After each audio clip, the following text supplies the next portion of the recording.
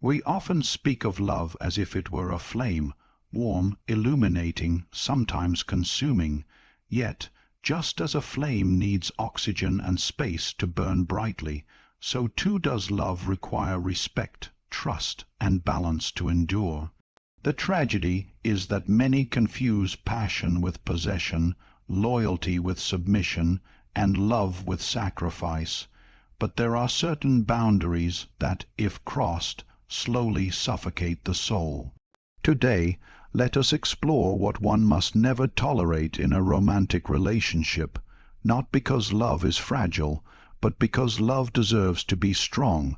The first and most devastating wound that can appear in a relationship is not loud, not always violent, not even immediately visible. It is subtle, insidious, and often wears the mask of devotion.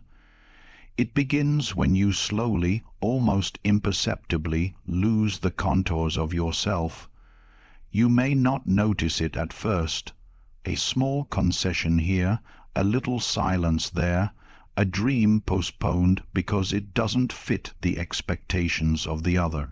Yet over time, what once felt like compromise begins to feel like erosion, as though the tide of another person's will has washed again and again over the shoreline of your soul, carrying pieces of it away.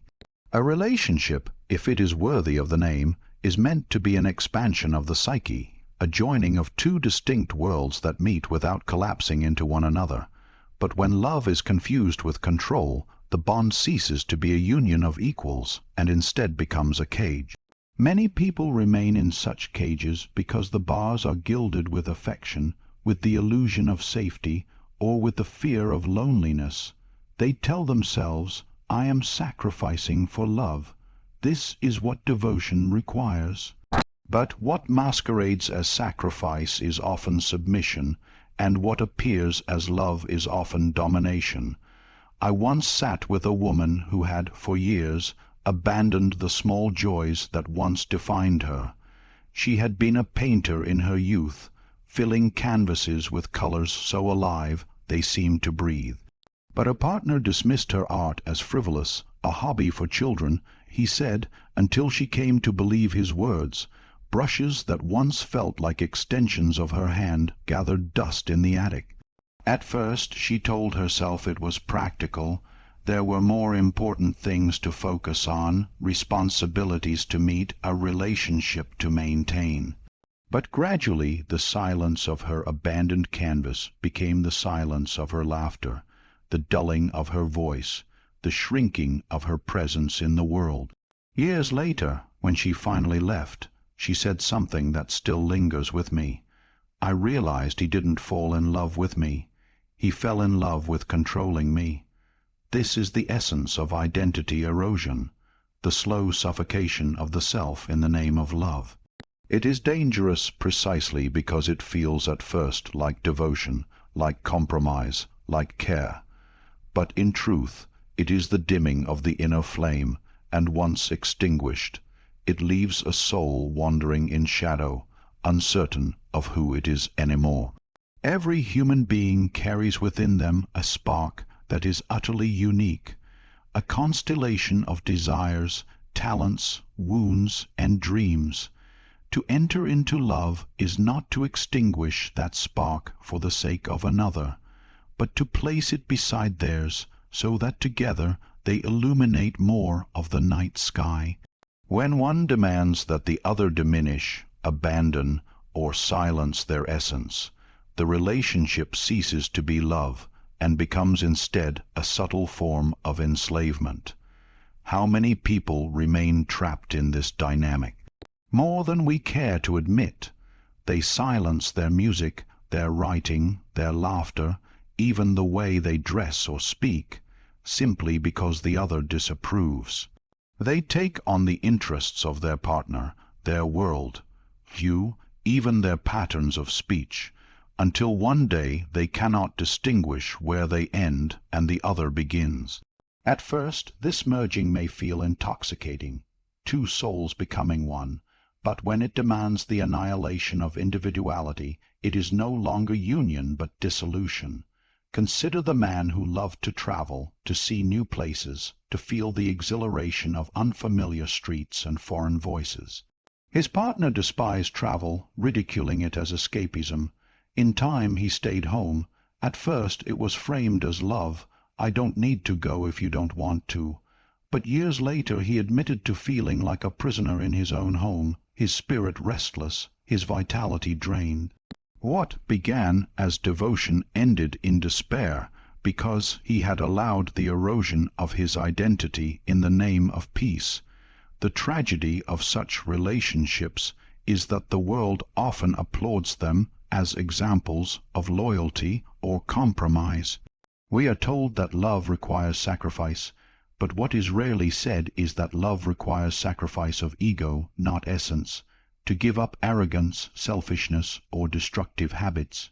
Yes, that is the sacrifice that allows love to grow. But to give up one's art, one's voice, one's inner calling, that is not sacrifice, it is betrayal, a betrayal of the self. When you abandon who you are for the sake of keeping another, you do not gain love, you purchase conditional approval. And the cost is always too high. For the longer you deny your own truth, the more estranged you become from yourself. A soul that is estranged from itself cannot thrive. It becomes anxious, resentful, hollow, or numb. Many who find themselves in this condition begin to describe life as though they are sleepwalking, moving through routines, keeping up appearances, but feeling empty within. There is an ancient psychological truth. What we repress does not vanish, it waits. The abandoned dream, the silenced voice, the neglected gift, they do not die. They withdraw into the unconscious, where they simmer, sometimes appearing as unexplained sadness, sometimes as bursts of anger, sometimes as illness itself.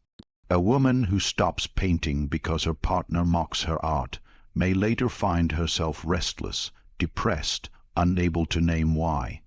The reason is simple. Her soul remembers what her conscious mind has abandoned.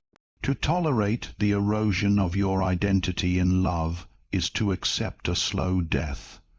It may not strike like lightning, but like water dripping steadily on stone, it wears down the strongest spirit. And when finally you awaken to the realization, you may look back on years lost, wondering where you went, where your laughter went, where your vitality disappeared. This is why one must be vigilant in love, not in suspicion of betrayal, but in protection of the self. Ask yourself often, am I growing in this union, or am I diminishing? Do I feel more alive, more myself, more whole? Or do I feel smaller, silenced, unseen? These are not selfish questions. They are the very questions that guard the sacred boundary between love and control. The greatest paradox of love is this: only when two people preserve their individuality can they truly unite. A union of shadows is no union at all, but a union of two souls, each fully alive, creates a fire no storm can extinguish. To love is not to demand the death of the other's essence. It is to nurture it, to marvel at it, to protect it fiercely. So if ever you find yourself dimming your light to keep another comfortable, remember this: love that requires your disappearance is not love. It is fear in disguise. Real love will call you to grow brighter, to become more fully yourself, to stand not in shadow but in radiance. And if you are not met with such love, then it is not you who must diminish. It is the relationship that must end. Respect is the silent guardian of love, the unseen pillar upon which intimacy rests. Without it, even the most passionate affection rots from within, curdling into bitterness and contempt. It is not dramatic betrayal or grand acts of cruelty that first undo a bond. It is often the small fractures, the overlooked gestures, the subtle poisons that drip steadily into the heart until trust is corroded beyond repair. Disrespect rarely announces itself with thunder. It whispers. It appears in the careless dismissal of your feelings, the mocking laugh at your vulnerability, the rolled eyes when you dare to express yourself.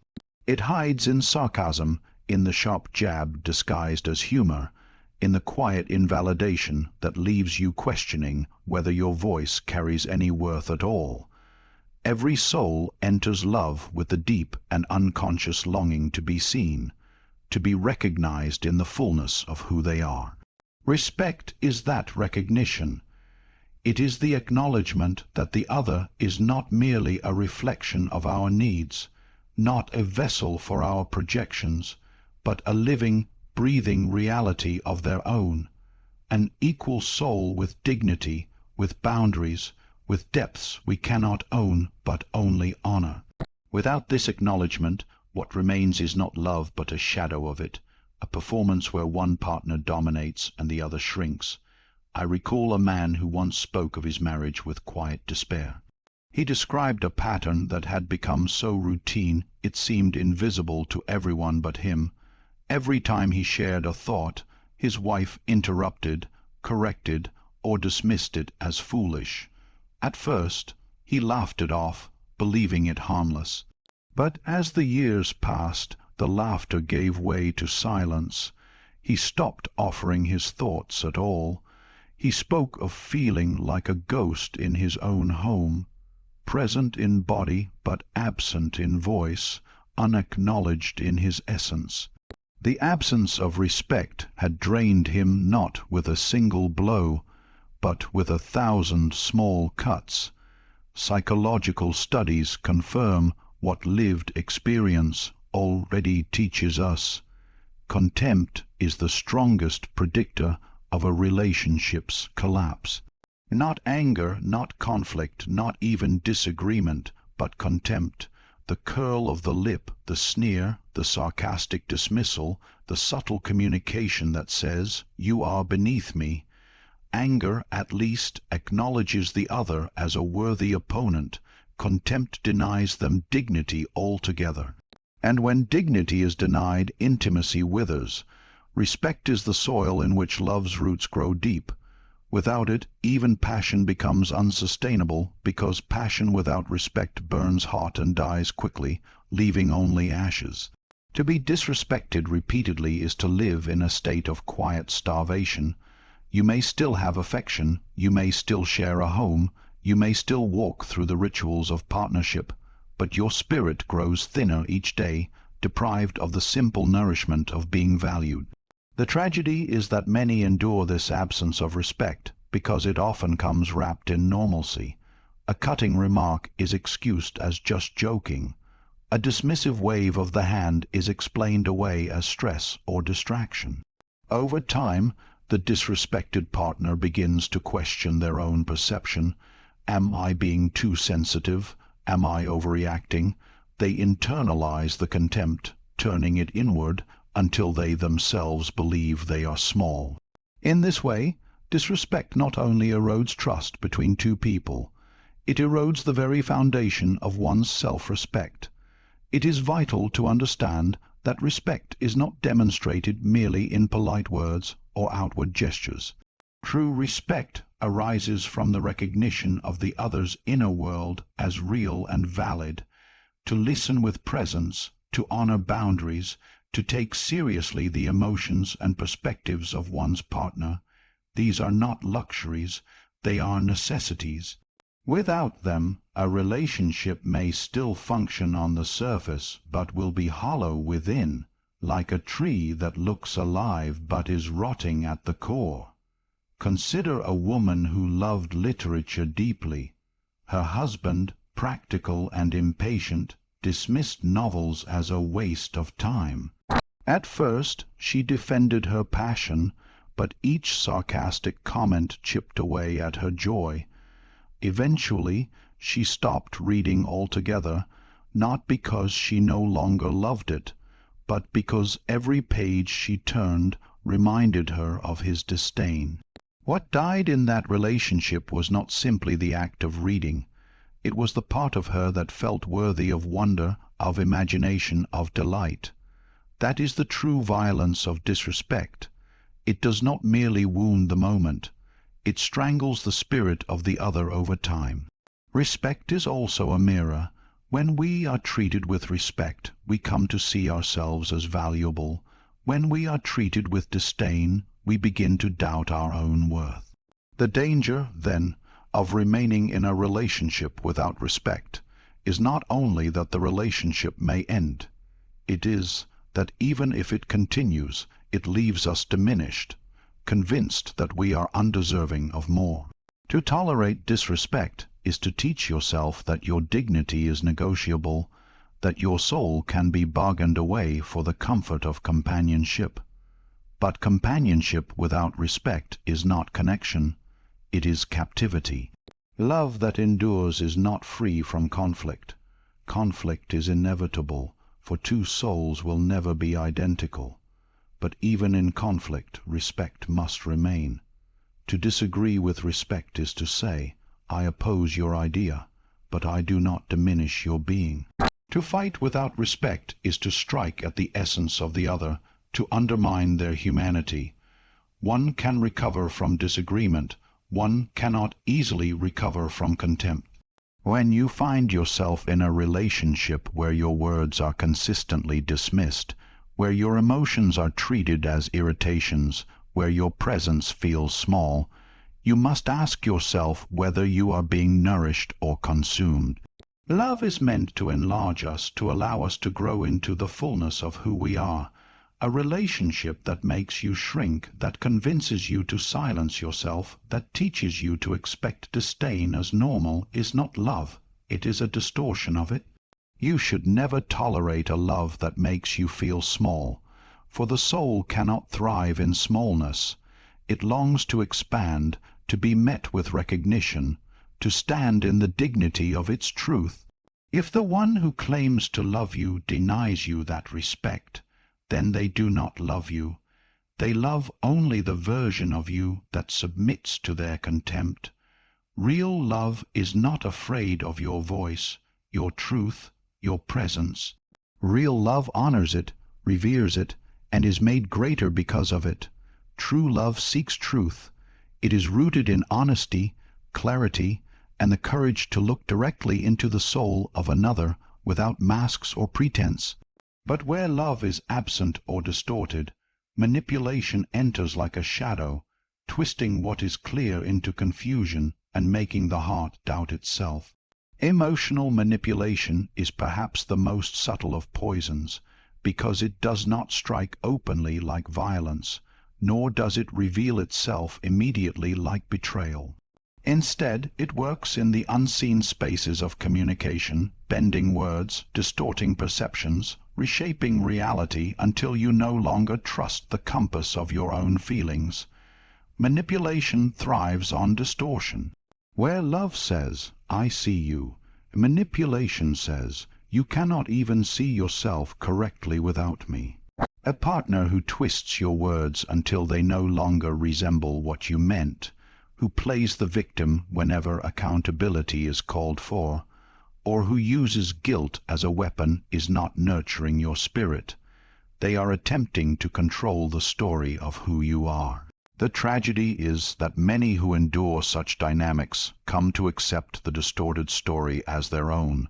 They begin to believe the accusations, to question their own memory, to carry guilt that does not belong to them. In this way, manipulation does not merely damage the relationship, it rewrites the very narrative of the self. I recall a man who once described the invisible prison he lived in. Whenever he voiced a boundary, no matter how reasonable, no matter how calmly expressed, his partner threatened to leave. The threat did not have to be shouted. It was whispered just enough to awaken the fear of abandonment that lives in every human soul. Out of terror at being alone, he would retreat, apologizing for needs that were perfectly legitimate, a need for rest, for personal space, for time with friends. Over the years, his boundaries eroded one by one until he no longer knew where he ended and his partner began. He told himself this was compromise, the sacrifice that love sometimes demands. But it was not compromise. It was coercion, cloaked in the language of love. To live under constant manipulation is to inhabit a fog. You no longer know if your anger is justified, if your sadness is excessive, if your memory is accurate. Gaslighting, as it has come to be called, is a particularly devastating form of this distortion, for it does not merely deny your perspective, it denies the very reliability of your perception.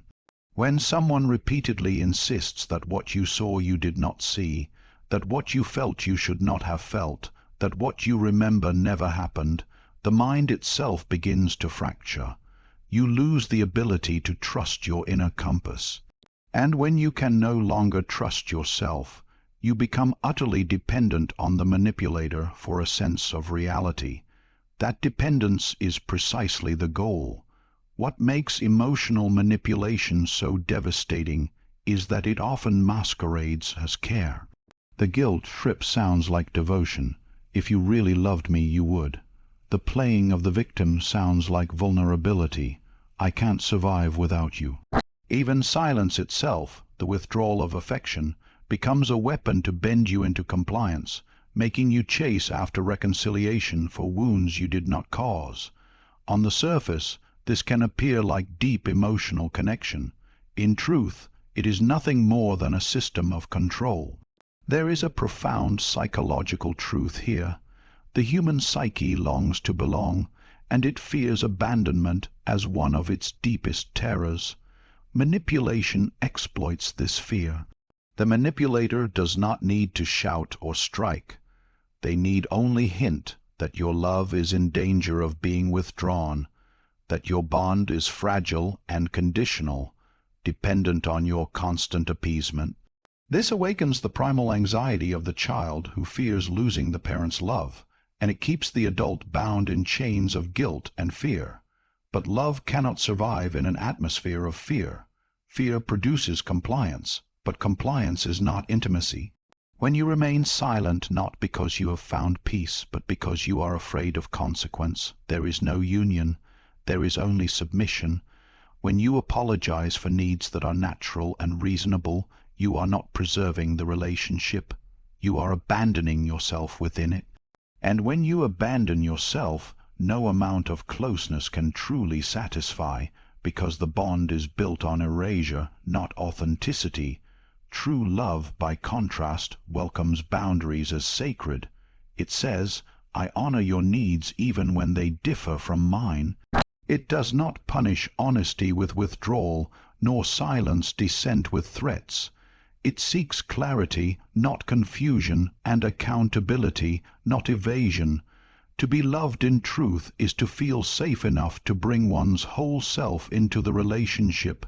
Desires, fears, mistakes, and boundaries alike. Where there is manipulation, however, honesty becomes dangerous. You learn to conceal, to edit, to walk on eggshells. And the moment you must hide yourself to preserve love, the love has already been corrupted. I have known people who lived for years under such dynamics, and the scars remain long after the relationship ends. They speak of difficulty trusting their own voice, of constantly doubting whether their feelings are valid, of apologizing instinctively even when no apology is needed. This is the legacy of manipulation. It implants a false voice inside the psyche, one that continues to whisper long after the manipulator is gone. Healing requires more than escape. It requires reclaiming the inner narrative, learning once again to trust the compass of the self. We must remember, clarity is love's ally.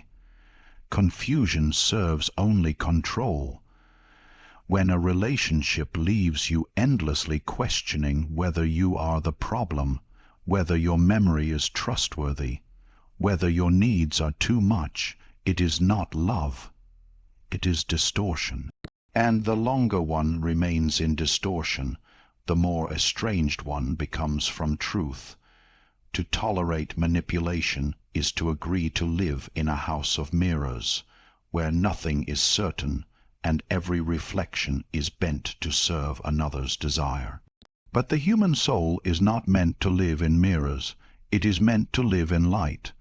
The soul longs for clarity, for the simple assurance that what it feels is acknowledged, that what it sees is not denied, that what it needs is not turned into a crime. Where such assurance is absent, the soul grows weary, hollow, and afraid. No matter how much affection, no matter how many promises are made, a love built on distortion cannot endure. This is why one must never tolerate emotional manipulation. For what is at stake is not merely the survival of the relationship, but the survival of one's own integrity. To remain in distortion is to surrender the right to your own reality, to hand over your inner compass to another who does not guide but controls. Love worthy of its name will never demand that. Love worthy of its name will say instead, your truth matters, your boundaries matter, your clarity matters. Love will not diminish the self in order to preserve the bond. It will strengthen the self so that the bond becomes unbreakable. Trust is the invisible thread that binds two souls together. It is not made only of promises kept in the realm of the body, but of a deeper fidelity, the fidelity of the heart. Fidelity of the heart means that what is spoken and what is lived are in harmony, that one's inner world is not split into a hidden life and a presented life, that transparency is not feared but welcomed. When this thread is cut, when secrecy becomes more frequent than openness, intimacy begins to suffocate. Betrayal does not always arrive in the form of a dramatic affair or an obvious act of disloyalty. It can appear more quietly as a secret life online, a concealed debt, an addiction carefully hidden in the shadows, a habit of withholding truth to maintain appearances. What makes betrayal so corrosive is not only the act itself, but the deception that cloaks it. For deception strikes at the very ground upon which love stands. I once spoke with a woman who discovered that her husband had been living a double life, gambling secretly for years. The financial damage was painful, but what cut her most deeply was the realization that the person she thought she knew had concealed such a vast portion of his reality. She said, "It wasn't the money that broke me. It was knowing that every time he kissed me goodbye, he carried a secret he would not share." The collapse she felt was not only in her marriage but within herself, because trust, once shattered, shakes the very sense of reality. If you cannot trust the one you love, you begin to doubt your own judgment, your own capacity to discern truth from illusion. Forgiveness is often spoken of as noble, and indeed, the heart that can forgive carries great strength. But forgiveness alone does not heal betrayal. To forgive without accountability is to pour water into a broken vessel. It seeps out as quickly as it is given. Accountability is the act of repair, the willingness to face the wound honestly, to take responsibility, to choose transparency where secrecy once reigned. Without this, forgiveness is not restoration but repetition, and each repetition deepens the wound until the one who forgives is no longer forgiving but abandoning themselves. The tragedy of repeated betrayal is that it trains the betrayed to silence their own pain. They begin to carry the weight of two lives, their own broken trust and the other's refusal to take responsibility. They tell themselves that perhaps they are asking too much, that perhaps loyalty of the body is enough, that transparency is an unrealistic expectation. They convince themselves that enduring deception is a form of strength. But this is not strength, it is resignation. To repeatedly endure betrayal is not devotion, it is self-abandonment. Love does ask for forgiveness, but it also demands truth. Without truth there is no intimacy, only proximity. Two people may live under the same roof, share the same bed, walk through the same routines, but if one heart is concealed behind walls of secrecy, there is no true union. Love is not meant to thrive in shadows. In shadows, suspicion grows, doubt multiplies, fear seeps into every interaction. A message left unanswered becomes a source of anxiety. A simple delay transforms into a question mark. Trust once betrayed makes the smallest silence thunderous, and yet many choose to remain in relationships where betrayal has become a pattern.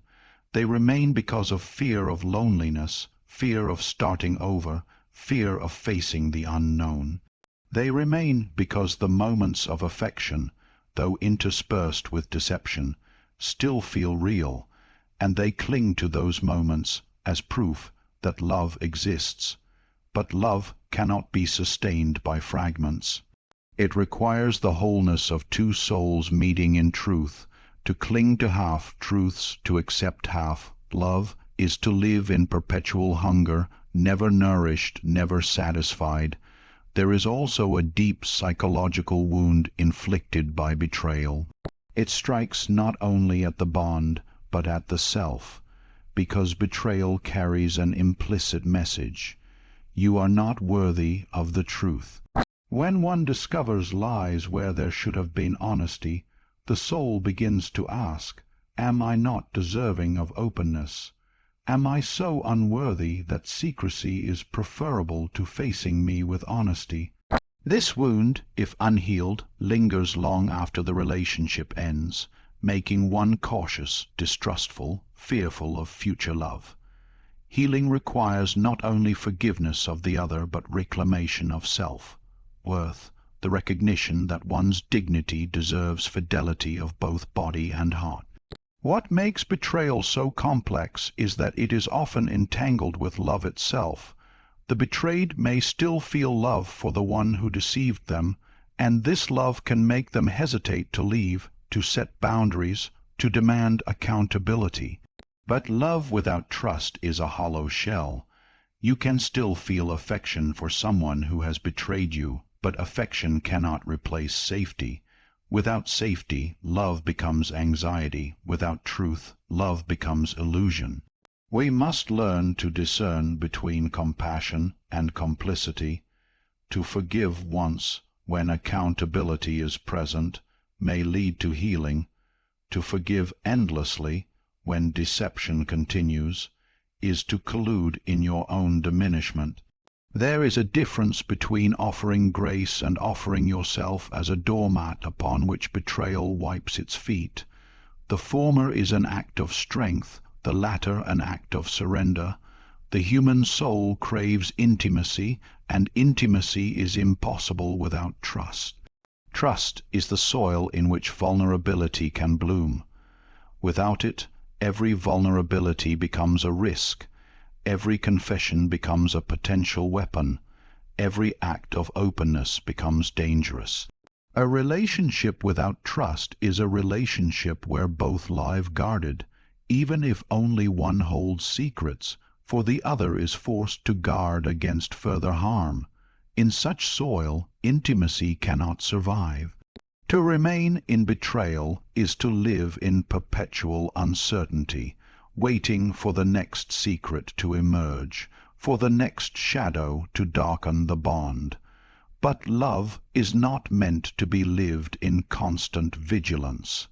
Love is meant to offer rest, a place where the soul can lay down its defenses and simply be. A love that cannot offer this is not love. It is bondage disguised as companionship. When secrecy replaces transparency, intimacy suffocates.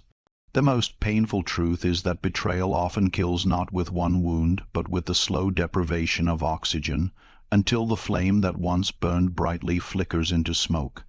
And once the flame dies, no amount of pretending can bring it back. To deny this is to live in illusion, but to face it is to reclaim one's soul.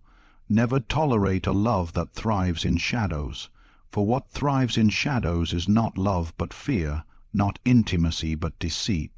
Love belongs in the light, where nothing is hidden, where two souls can meet without masks, without secrets, without the constant weight of doubt. Only there can love endure, only there can it expand, only there can it be worthy of the name. Violence in any form is the most urgent boundary that must never be crossed, for it is not simply a fracture in love, but its annihilation. Physical aggression, verbal cruelty, psychological warfare, none of these are expressions of love. They are violations of it at the deepest level. Violence is not a symptom of passion, nor is it an inevitable eruption of human imperfection. It is a distortion that seeks to dominate, to break, to bend another into submission. And yet, tragically, many who find themselves caught in the cycle of abuse convince themselves that it was just once, that it was not that bad, or that it was somehow provoked by their own words or actions. This self-deception is not weakness. It is the desperate attempt of the psyche to make the unbearable feel survivable.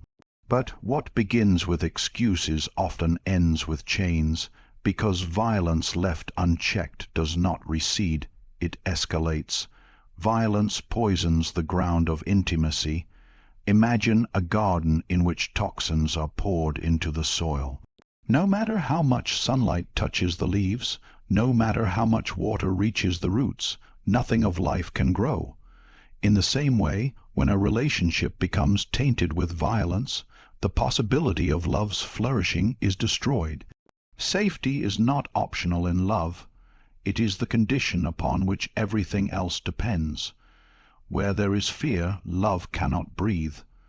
Where there is the constant anticipation of the next outburst, the next insult, the next blow, intimacy withers into mere survival. Those who endure violence often cling to the memory of gentler moments, the apologies, the tender gestures that follow the harm.